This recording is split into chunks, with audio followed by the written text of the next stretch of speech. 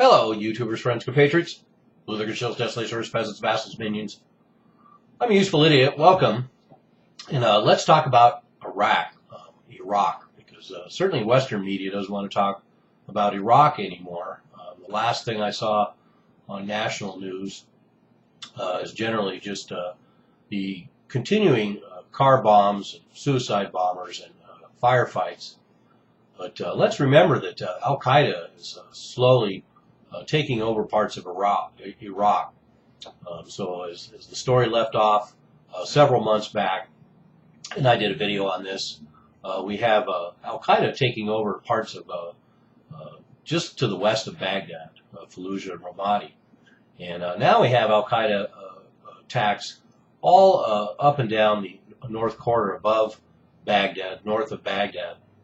And so this situation is continuing to spiral out of control. And this is the legacy of America's occupation there. Theoretically, the United States pulled out its military in 2011. Of course, the giant green zone is still there, and we still have an army of mercenaries and bureaucrats there propping up the Maliki puppet government.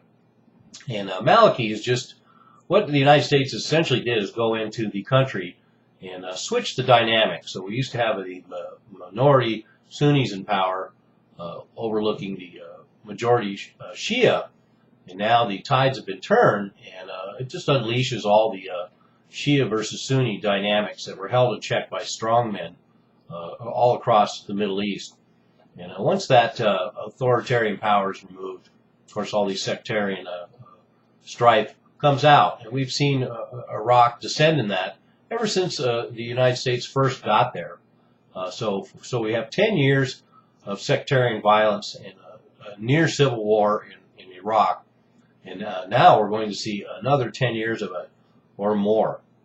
Can't see any point in the foreseeable future when this will be held in check because the genie's been let out of the bottle. And one of the reasons why we know things have gotten more extreme in Iraq is recent interviews and information has come out that a lot of neighborhoods that used to be a lot more mixed with Shia and Sunni that could actually live together under the Saddam Hussein regime.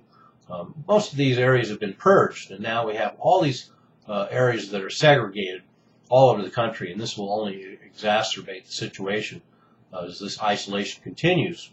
And one of the reasons why we know this bloodbath is going on, and why we can characterize it as a civil war, is that in 2013, nearly 10,000 civilians were killed. This doesn't include the count of so-called militants or military, but 10,000 civilians alone were killed in last year. And already in 2014, we have 4,000 civilians killed. So we're on schedule to beat last year's numbers.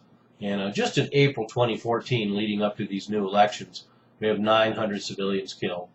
And these elections will probably not change anything, only have the results not be satisfactory for the sectarian split there is in Iraq, and we'll continue to see escalating violence. And this will continue to go on. And the military is really helpless. And that's another situation we have. These problems in these U.S. Intervention areas.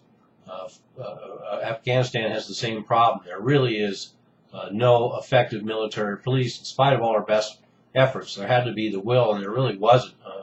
An article in the New York Times recently pointed out that Iraqi officials said that, quote, that the Islamist militants are better armed, better trained, and better motivated, unquote. And that about sums it up. And that's another one of the ironies.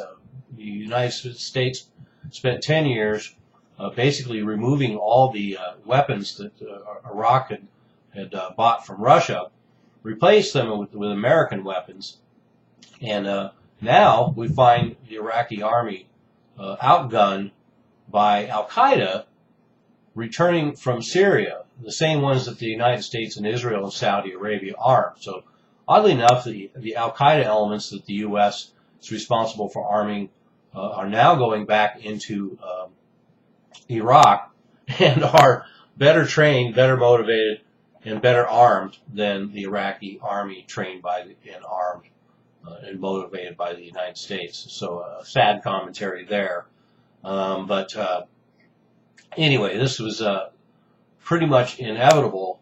Like I say, we have this post-colonial world with these artificial borders, and it just fans the flames of these sectarian violences that have gone on for decades, centuries, and longer.